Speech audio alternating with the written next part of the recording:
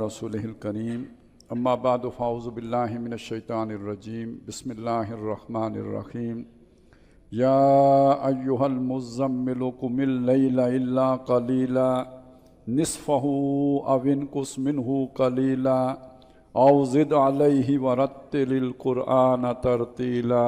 सदक़ल्लाहुल अज़ीम। Rabbi इश्रह ली सदरी व यस्सिर ली अमरी वहलुल उक़दतम मिन लिसानी यफ़क़हू क़ौली आमीन या रब्बल आलमीन। अब जो दो सूरतें आ रही हैं, सूरतुल मुज़्ज़म्मिल और सूरतुल मुद्दस्सिर, इन दोनों में ख़िताब किया गया है नबी सल्लल्लाहु अलैहि वसल्लम को, और एक ज़रा मुनफरिद अंदाज में ख़िताब किया गया है मुज़्ज़म्मिल और मुद्दस्सिर। मुज़म्मिल उस शख्स को कहते हैं जिसने कंबल ओढ़ा हुआ हो, अपने ऊपर कोई कपड़ा लिया हुआ हो, और यही माना मुद्दस्सिर का भी है। रवायात से मालूम होता है कि आप सल्लल्लाहु अलैहि वसल्लम शायद वही सूरह मुद्दस्सिर से के वक्त जब जो हज़रत जिब्रील को अपनी असल सूरत में देखा है, तो जब आप वापस आए हैं तो आपको कुछ जो है ना कैफियत ऐसी थी कि जैसे आदमी घबराया हुआ होता है, बल्कि जैसे कोई कपकपी भी तारी थी। तो आपने फरमाया ज़म्मिलूनी ज़म्मिलूनी, मुझे कंबल उड़ा दो, और उस कैफियत में आप लेटे हुए थे कि ये आयत जो है अल्लाह ताला ने फिर जिब्रील को भेज के ये नाज़िल फरमाई। और दोनों सूरतों में जो रब्तो ताल्लुक़ है वो ये कि जो सूरह मुद्दस्सिर है उसमें हुक्म दिया जा रहा है लोगों को ख़बरदार करने का, जैसे पिछली सूरत में सूरह जिन के आखिर में आया था कि मेरे लिए तो कोई चारा नहीं है सिवाय इसके कि मैं तुम तक अल्लाह का पैगाम पहुँचाऊँ। तो ये हुक्म जो है ये सूरह मुद्दस्सिर में है। कुम खड़े हों, ये कपड़ा हटाएँ और खड़े हों, व अनज़िर ख़बरदार करें, व रब्बक फ़कब्बिर, और रब को बड़ा करें।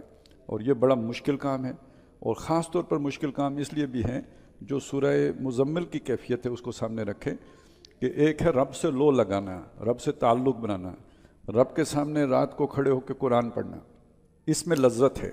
दो आलम से करती है बेगाना दिल को अजब शह लज्जत आशनाई, तो इसमें एक और तरह की लज्जत है। अब इस कैफियत से निकल कर जाना और जाके लोगों से के सामने अल्लाह का कलाम पेश करना, और लोग आगे से कहें मजनून, कहें दीवाना, कहें ये क्या बात है, उससे दिल के ऊपर तकद्दुर पैदा होता है।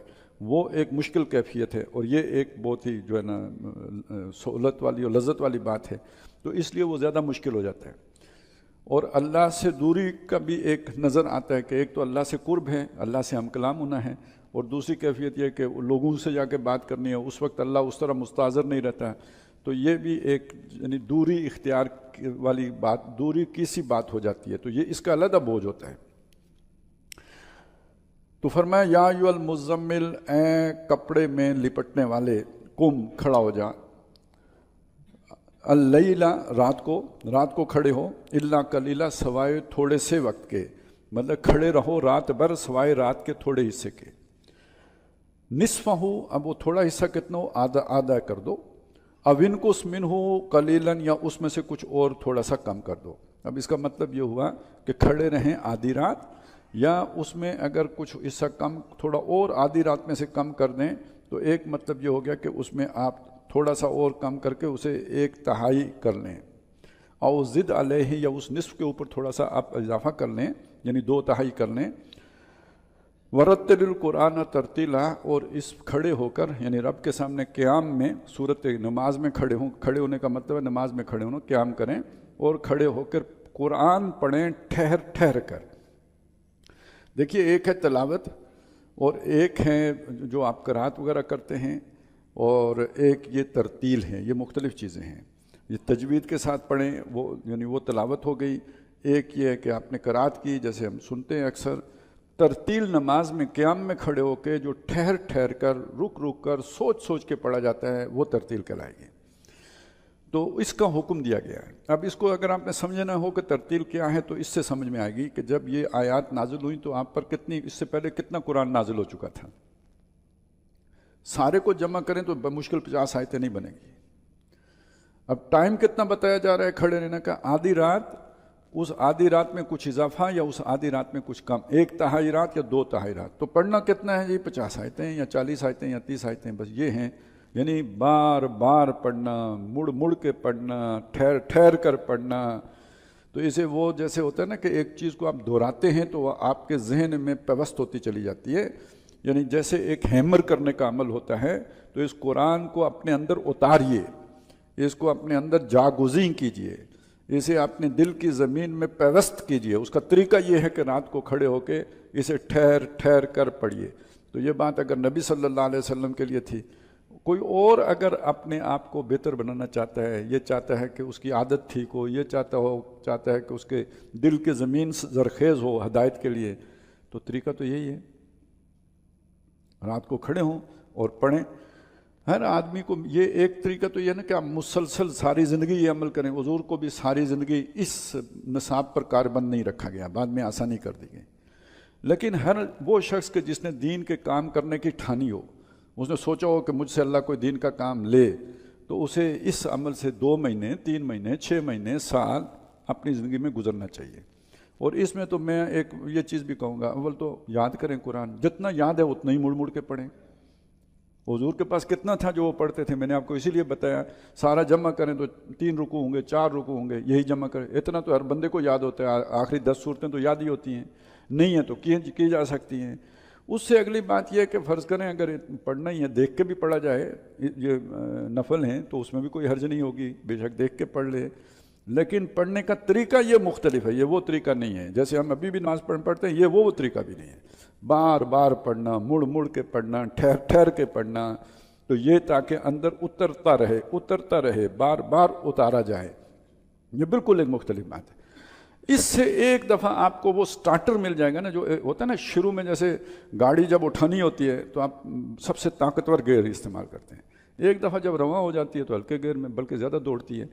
تو یہ دنیا سے کٹنے کے لیے اور دنیا سے اپنی توجہ ہے، یعنی اس جن پھندوں میں ہم پھنسے ہوئے ہیں ان سے نکلنے کے لیے جو ابتدائی طاقت درکار ہے وہ اس درجے کی درکار ہے۔ اس کے بغیر اگر آپ چلیں گے تو ناکنگ ہوگی، ٹھوکر کھائیں گے، گیئر ایک دم جو ہے نا ہلکا ڈال دیں گے تو اٹھے گی نہیں، بند ہو جائے گی، جیسے کہ ہوتا ہے اکثر و بیشتر یہی ہوتا ہے، تھوڑا چل کے رک جانا پڑتا ہے۔ تو اس کی اس ترتیب کو ملحوظ رکھیں۔ ورتل القرآن ترتیلا انا سنلقی علیک قولا ثقیلا، اس لیے کہ ہم آپ پر ایک بہت بھاری بوجھ اتارنے والے ہیں۔ قول ثقیل ایک بات ہے جو بہت بھاری ہے، ذمہ داری ہے اصل میں جو آپ پر ڈالنے والے ہیں۔ اب یہاں ایک بات سمجھ لیں، عام طور پہ لوگوں کو اس کا نہیں پتہ ہوتا، بہت غلط نتیجے نکال لیتے ہیں۔ نبی صلی اللہ علیہ وسلم پر جو ابتدائی آیات نازل ہوئی ہیں، وہاں سے آغاز اظہار نبوت ہوا ہے۔ رسالت کا آغاز وہاں سے نہیں ہے، رسالت کا آغاز سورہ مدثر کی ابتدائی آیات سے۔ رسالت کسے کہتے ہیں؟ پیغام رسانی، یعنی جب آپ کو حکم دیا گیا کہ آپ نے اب لوگوں کو خبردار کرنا ہے، یہاں سے رسالت کا آغاز ہے۔ اس سے پہلے جو ایک یعنی رابطہ ہوا ہے جبریل سے، یہ نبوت کا اظہار ہوا ہے۔ تو یہ فرق ذہن میں رکھیں۔ تو ابھی اس سے پہلے تو آپ کو جب تک یہ حکم نہیں دیا گیا کہ لوگوں کو آپ نے سمجھانا ہے، تو گویا بھاری ذمہ داری ابھی نہیں ڈالی گئی۔ ابھی تو صرف جبریل ہیں، وہ آتے ہیں، ان کو دیکھ کے ان کو پوری صورت میں دیکھا، اس سے ایک پریشانی ہو گئی، اس طرح کی چیزیں ہیں، لیکن یہ وقتی، اس سے کوئی بڑا وہ نہیں ہوتا۔ اور اس کے اندر آپ کی تسکین بھی ہے، اطمینان بھی ہے، آپ کو اس سے ایک لذت بھی حاصل ہوتی ہے۔ لیکن یہ کہ جو اگلی ذمہ داری ہے وہ بہت گراں ہے، بہت بھاری ہے۔ کبر علی المشرکین ما تدعوہم الیہ، جس کی آپ دعوت دے رہے ہیں وہ مشرکوں پر بہت گراں ہے، تو ظاہر ہے یہ کام آپ کے لیے بھی۔ اچھا، موسیٰ علیہ السلام کا بھی پتہ ہے، جب انہیں اللہ نے کہا اذهب الی فرعون انہ طغی، تو انہوں نے بھی شروع میں جو ہے نا، یہ میری زبان نہیں چلتی، ہارون زیادہ فصیح ہیں، تو یہ دعوت کے کام کی طرف جانے پر طبیعت جلدی جلدی مائل نہیں ہوتی۔ تو یہ ایک بھاری ذمہ داری ہے جو ہم آپ کے سپرد کر رہے ہیں۔ تو اس کے لیے یہ پہلے تربیتی پروگرام ہے، اتنا ہی موٹیویشن آپ کے اندر ہوگی، اتنی ہی انرجی ہوگی، اتنی ہی روحانیت ہوگی۔ اب یہ روحانیت آج والی روحانیت نہیں، وہ اصلی والی روحانیت کی بات کر رہا ہوں۔ تو وہ اس کے نتیجے میں آپ یہ کام کر سکیں گے۔ ہر کام کرنے کے لیے ایک طاقت درکار ہے، انرجی درکار ہے۔ بھوکا آدمی جو ہے نا وہ 2 میل کی دوڑ نہیں دوڑ سکتا۔ اسی طرح جس کے اندر یہ قرآن کی غذا نہ اتری ہوئی ہو، وہ دین کے یہ بھاری بوجھ نہیں اٹھا سکتا، کمپرومائز کر دیتا ہے، یا یہ کہ پھر وہ خود کمپرومائزڈ ہو جاتا ہے، وہ اس کام کو لے کے زیادہ مستقل مزاجی سے نہیں چل سکتا۔ تو یہ ہے اس کا نسخہ، اس کو اندر اتارو۔ ان ناشیۃ اللیل ہی اشد وطئا، یہ جو رات کو اٹھنا ہے، یہ خود جو انسانی نفس ہے اور اس کی جو خواہشات ہیں اس کو کچلنے میں، انہیں دبانے میں بہت مددگار ہیں، بہت طاقتور ہے۔ اس سے آپ اپنی خواہشات کی باغیں تھم سکتے ہو، منہ زور گھوڑے کو قابو کر سکتے ہو۔ دیکھیے ایک چیز ہے کسی شے کو کل کر دینا، وہ تو بہت آسان کام ہے.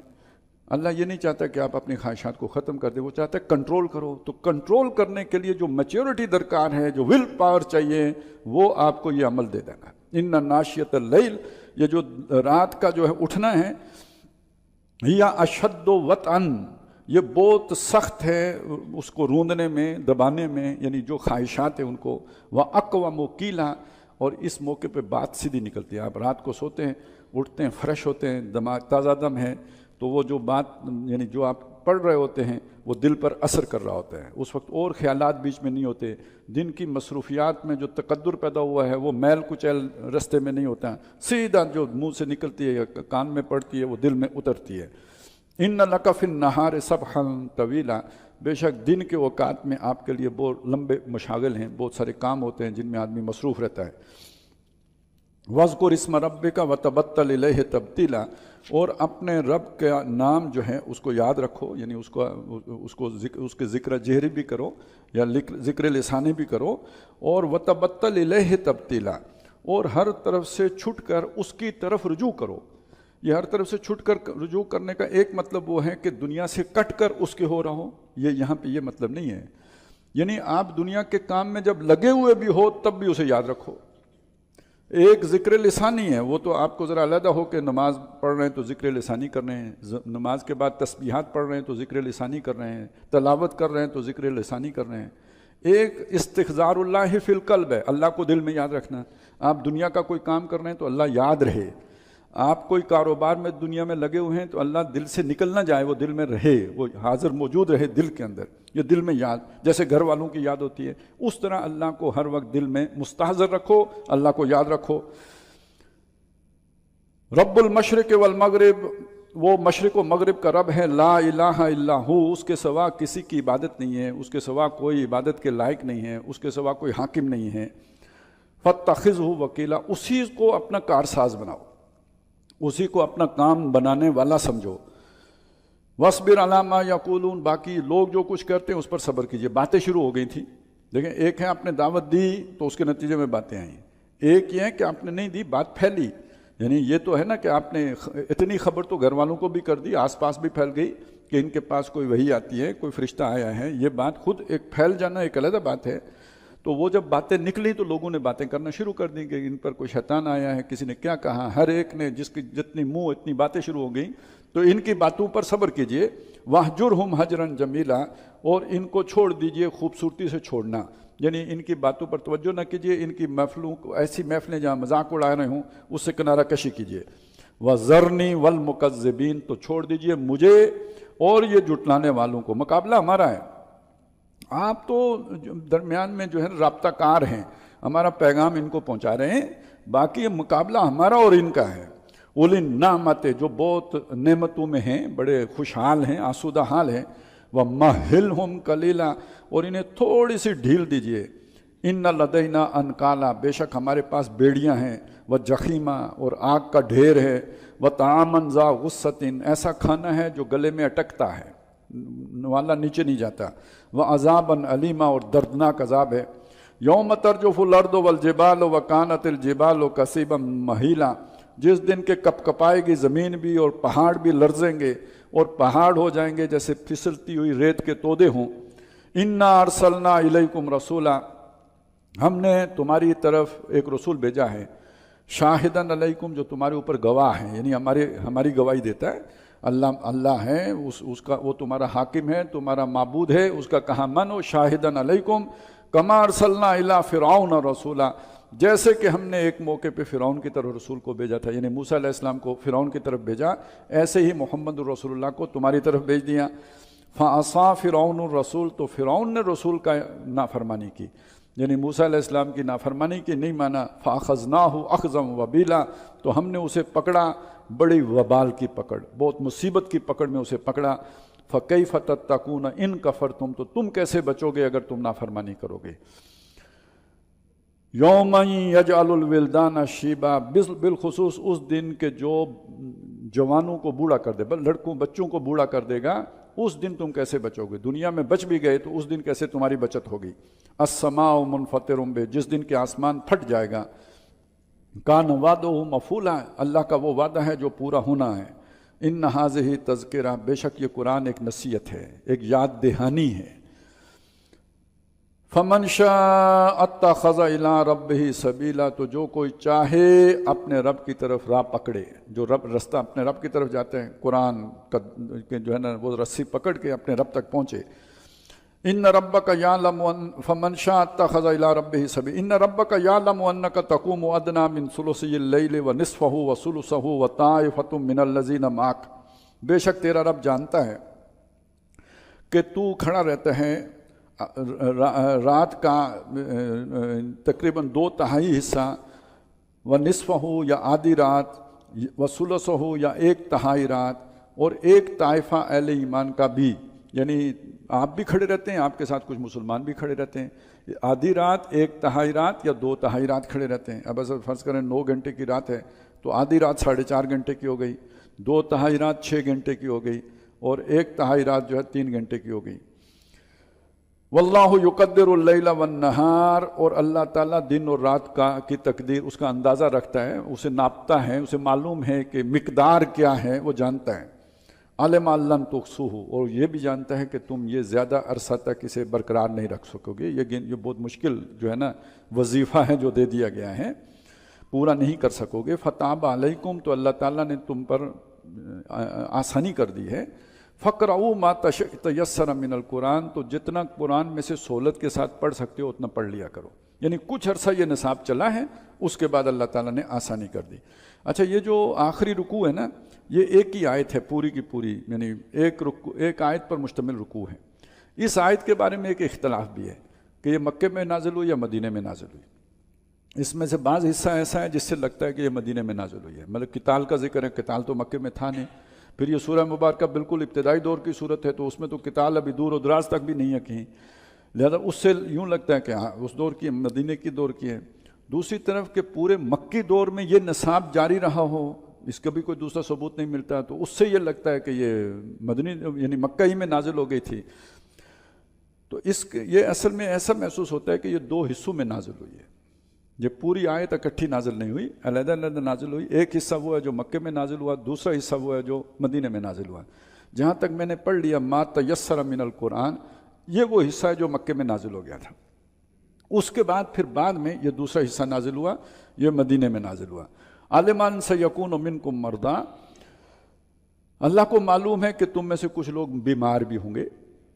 अब ये ज़हन में रखिए कि जब ये इब्तिदा में नाजिल हुआ ये हुक्म रात को खड़े होने का, अभी नमाज पंजगाना नहीं आई है ये बहुत बाद में आई है। तो तुम में से कुछ लोग बीमार होंगे, आखरून यदरिबून फिल अर्ज़, कुछ दूसरे होंगे जो मुसाफिर होंगे, ज़मीन में ज़रब लगाएंगे, मतलब ये कि पाँव रखेंगे, आगे चलेंगे, तो सफ़र करेंगे ज़मीन में। यब्तगून मिन फ़ज़लिल्लाह, अल्लाह के फ़ज़ल की तलाश में, यानी तिजारती काफ़िलों के साथ जाएंगे। व आखरून युकातिलून फ़ी सबीलिल्लाह, और कुछ वो होंगे जो अल्लाह की राह में जंग करते होंगे। फ़क़रऊ मा तयस्सर मिन्हु, तो अब अल्लाह ने तुम्हें सहूलत दे दी है, तो जो तुम्हें सहूलत से मुयस्सर हो उतना पढ़ लिया करो। ये 2 अलग-अलग हुक्म हो गए।